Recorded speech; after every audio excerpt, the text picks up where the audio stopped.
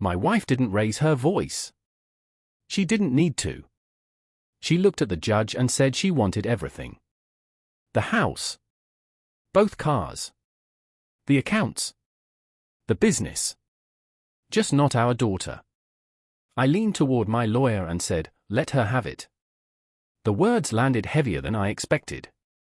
The courtroom went silent in that strange way it does when everyone realizes something irreversible has just been said. Somewhere behind us, an ancient radiator clanged once, then went quiet again. The bailiff stopped shifting his stance. Judge Morales froze mid-note, pen hovering like it had lost its sense of direction. My wife, Karen, sat up straighter in her charcoal suit. Her hair was styled the way she wore it for professional headshots now, sharp, deliberate, not a strand out of line. She didn't look at me the way someone looks at a partner they once built a life with. She looked at me like a problem she'd already solved. Her attorney, a man named Wallace Hume, sat beside her with his hands folded neatly, lips pressed in a thin line of confidence. He already knew how this was supposed to go. Property. Vehicles. Investments. Retirement. And the one thing Karen had made clear she didn't want the responsibility of managing anymore, our daughter, Lily. My attorney, Mark Delaney, leaned in close. I caught the faint smell of coffee and aftershave. "Daniel," he whispered, tight and urgent. "This is not reasonable. She's taking advantage." We pushed back. I didn't move.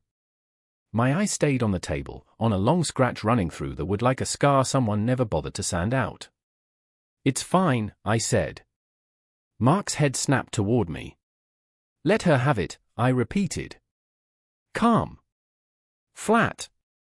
Like I was confirming an order. Karen's mouth twitched. Not a smile, something closer to relief. Like she'd been holding her breath, waiting for me to finally step aside. Judge Morales cleared his throat. "Mr. Reed, I need to be certain you understand what you're agreeing to." "I do," I said. And I meant it. People assume a structural engineer spends his career worrying about bridges and buildings that don't belong to him. Stress loads. Fault lines. What happens when weight gets ignored too long? But after enough years, you don't turn that thinking off. You walk through your own house and feel when a stair flexes wrong. You hear a rattle in the walls and tell yourself it's nothing. That's what I did with my marriage. Judge Morales looked down at the file again. "You are agreeing that Mrs. Reed will retain the marital home on Brookhaven Lane, all registered vehicles, and the majority of shared financial assets. You will retain limited personal property and primary guardianship of your daughter, Lily Reed." Karen exhaled sharply through her nose. Lily was 18.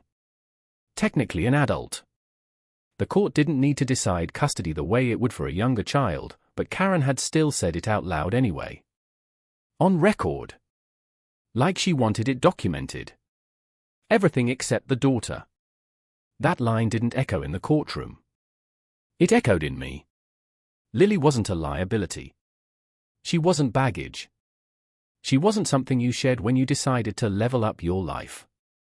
But Karen had already sorted her into the category of things that didn't fit the future she was curating. Judge Morales' eyes softened for half a second. "Mr. Reed," he said more slowly, "has anyone pressured you into accepting these terms?" I looked at Karen then. Really looked at her. She was composed. Controlled. Still beautiful in the way people are when they believe they've already won. "No," I said. "No one is pressuring me." When the paper slid across the table, the pen felt heavier than it should have. Not because of the ink, because of the history behind my name. 23 years of building, fixing, sacrificing quietly. Showing up even when it wasn't noticed.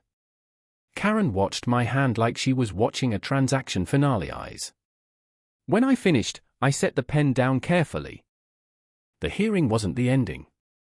It was the lock clicking into place on a door that had been closing for a long time.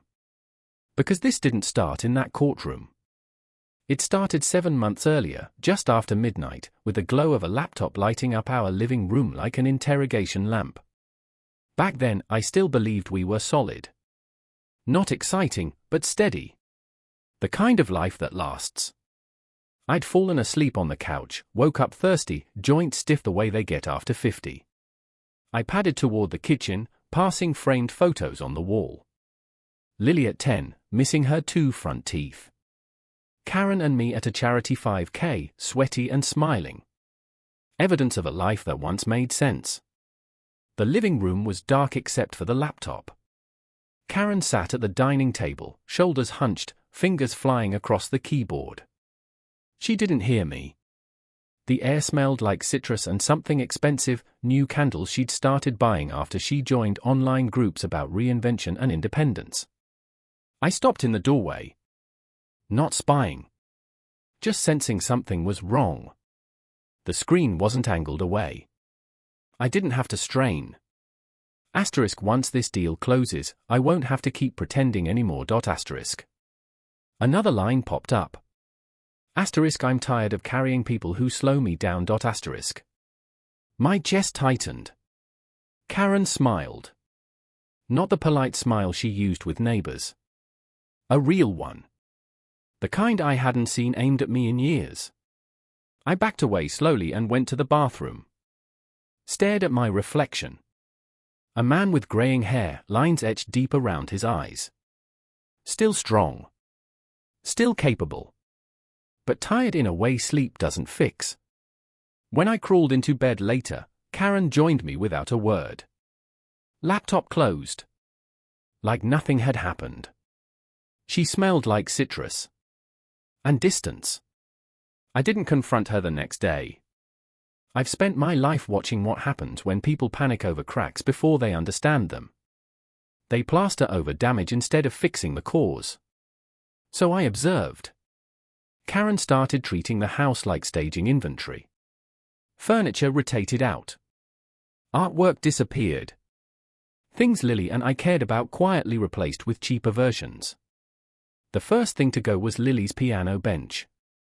Then the oak coffee table I'd refinish myself.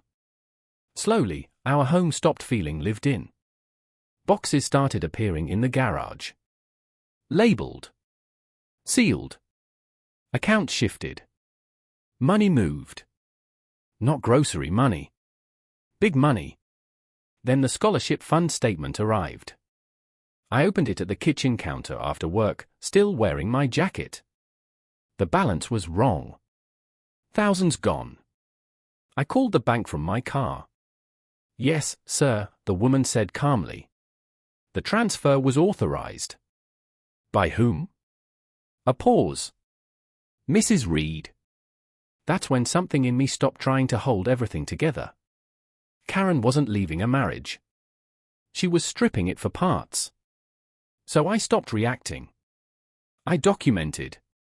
I tracked. I waited. When she finally said she wanted a divorce, she said it like she was announcing a promotion. I'm done living small, she said. I deserve more. What about Lily? I asked. She waved it off. She's basically grown. She'll be fine with you. That's when I knew what mattered. By the time we reached the courtroom, I wasn't fighting to keep things. I was letting weight transfer where it belonged. And when Judge Morales reviewed the settlement, when Karen smiled like she'd won, when my lawyer stiffened beside me, I stayed still. Because I knew what she'd taken with the assets. And I knew what she'd taken responsibility for. When the exhibits were acknowledged, when her attorney's face drained of color, when the judge's tone shifted from routine to sharp, I didn't smile. I breathed. Because for the first time in years, I wasn't holding up a structure that was already collapsing. Karen left the courtroom owning everything she demanded. And for the first time, she owned the consequences too. That night, Lily and I ate dinner on the floor of our new place. A small apartment. Thin walls.